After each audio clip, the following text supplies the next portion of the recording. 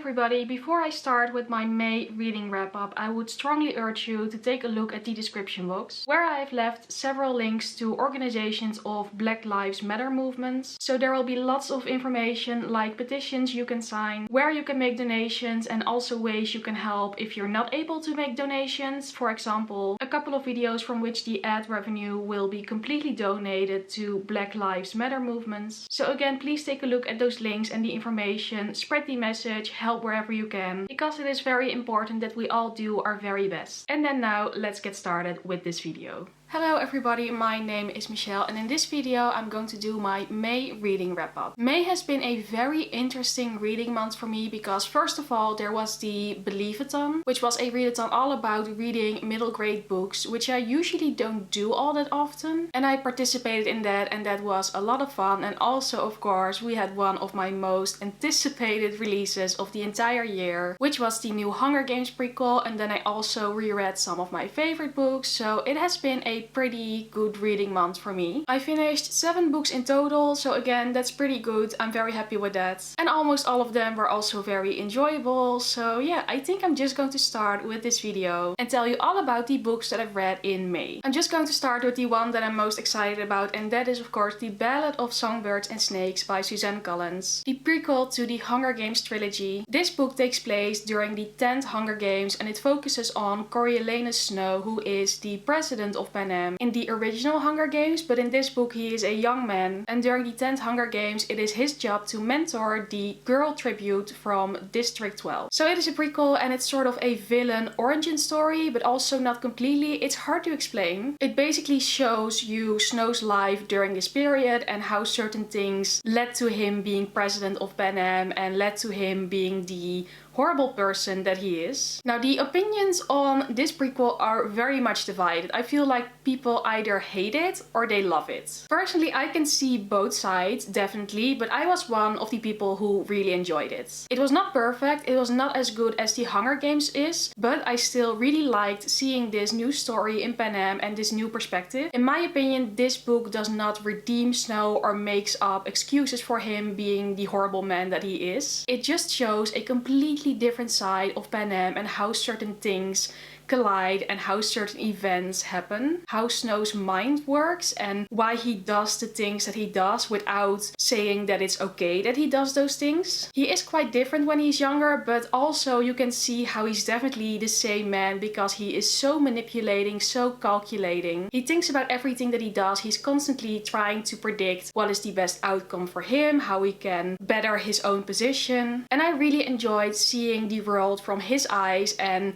hearing his thoughts, not because I think they are okay, but because I love to read different perspectives from the same story. And I think this book did that really well. Also, it was very interesting to see the 10th Hunger Games because during this time the Hunger Games are actually a lot different than they are during the original Hunger Games trilogy when it's the 74th Hunger Games. You see how certain things were decided, how certain aspects of the Hunger Games came into being. Again, I really love that, and also I think the writing in this book is still amazing. It's a bit different from the original one, but still I think Suzanne Collins really has that sort of addictive kind of writing that just makes you turn the page over and over again. I could barely put it down. And I like that the writing is different in aspects that makes up for the difference between Snow as a main character and Katniss as a main character, because Snow is so different in his priorities and in things that he notices and that he thinks about, and I felt like that was very well done. Of course, I also have some points of critique because, as I said, I did not enjoy it as much as the original Hunger Games series. Mostly I felt that the pacing of this book was quite off, especially during the 3rd part, because this book is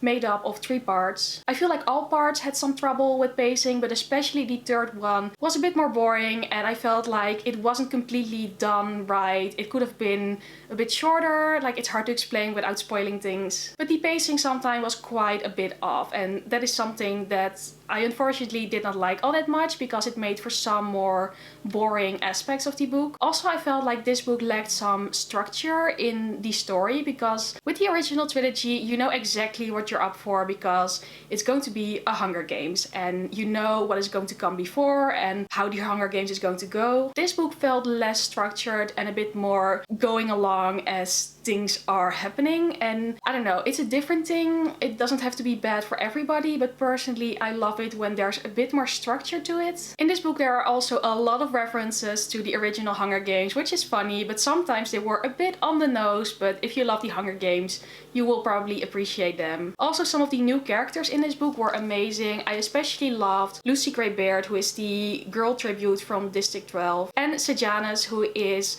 a boy who goes to school with Snow, and they're both amazing. I love to read about them. So all in all, I think this book, The Ballad of Songbirds and Snakes, has a lot of new perspectives to offer, a lot of new information. It is not perfect by any means, but I love the intrigue and the political side and how things are going on during the conception of the Hunger Games and how things are being thought of, and I really love that. But again, I can also see why it's not for everybody.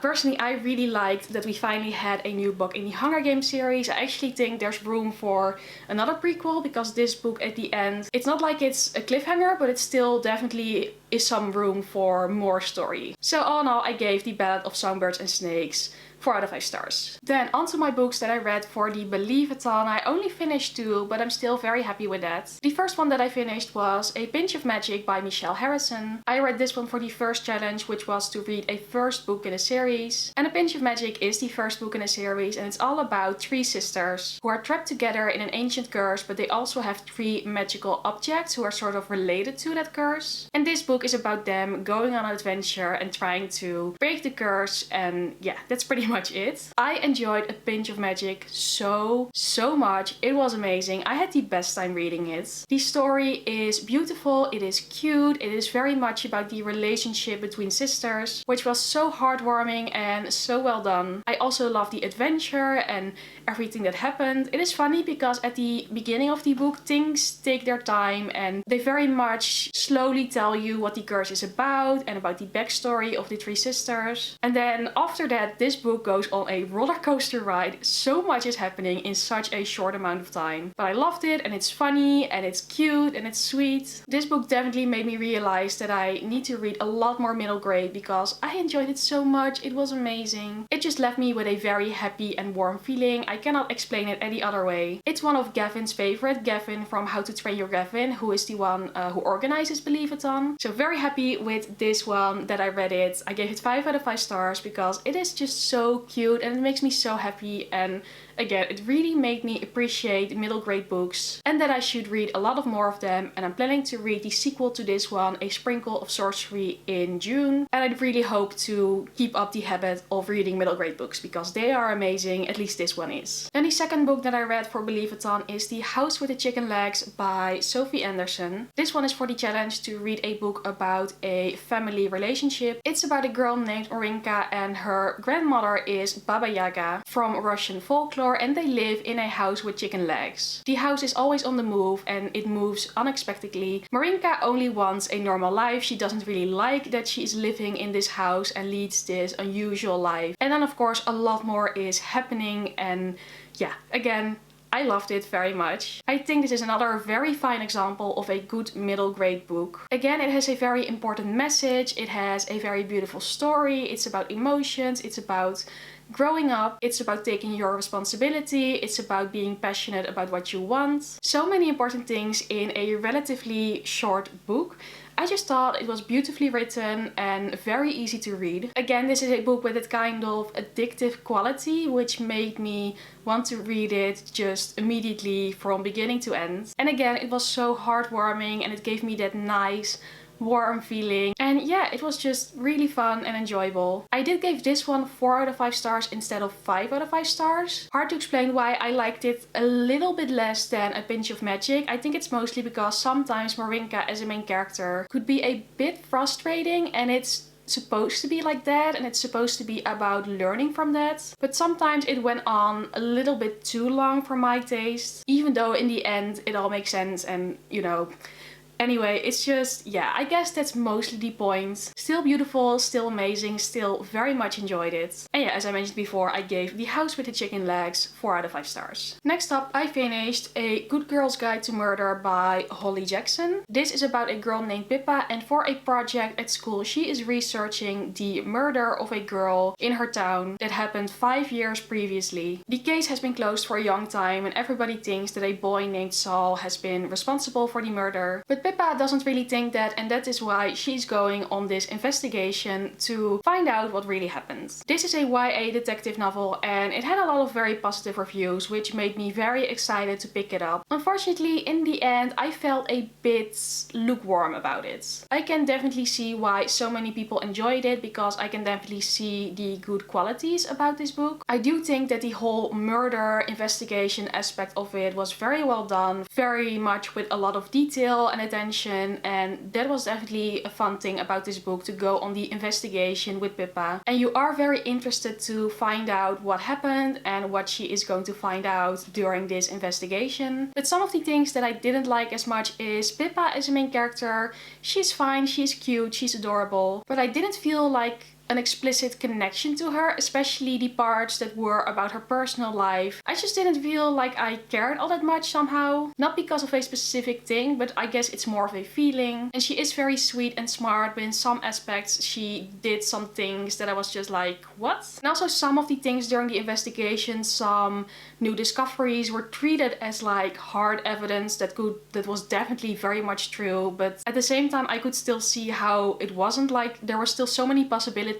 for it not to be true, if that makes sense. I felt like the investigation, Pippa went along with a lot of assumptions and just went with it, and I felt like things worked out too easily during that investigation. Again, I hope I'm explaining this correctly. It's hard to really put my finger on it without spoiling things. And that overall gave the book a bit of a meh feeling for me, especially towards the end. I just wasn't all that interested anymore in what was happening. So I guess overall this was just not the book for me, even though it was fine, it was enjoyable, and I can definitely see that so many people love it. But I think that just YA detective novels aren't really the thing for me in general, because so far my experiences with them haven't been overwhelming. So I gave A Good Girl's Guide to Murder 3 stars. It was fine, it was good, but there were some things that just weren't really my thing, I guess. Then in May I also finished my Harry Potter reread. I did another Harry Potter audiobook reread. I reread Harry Potter a lot, in case you don't know yet, but I really love the Harry Potter series by J.K. Rowling. I have talked about Harry Potter a lot in other videos, so I'm not going to make this bit too long, but I'm going to give you some rapid fire short reviews for the last 3 books in the series. So, Order of the Phoenix, it's the biggest one and actually one of my more favorites, although I love all the Harry Potter books. In any case, I feel like Order of the Phoenix sometimes gets a bit of a bad rap, because people are always talking about how Harry is very angsty in this book and annoying. I so not agree with that, because I feel like Harry is very, very reasonable in his reaction to certain things that have happened to him at this point. So that is why I will always defend Order of the Phoenix. Also, Umbridge as a villain in this one is one of the best written horrible characters ever, because you cannot help but hate her. And the ending of Order of the Phoenix is one of the most heartbreaking out of all of them.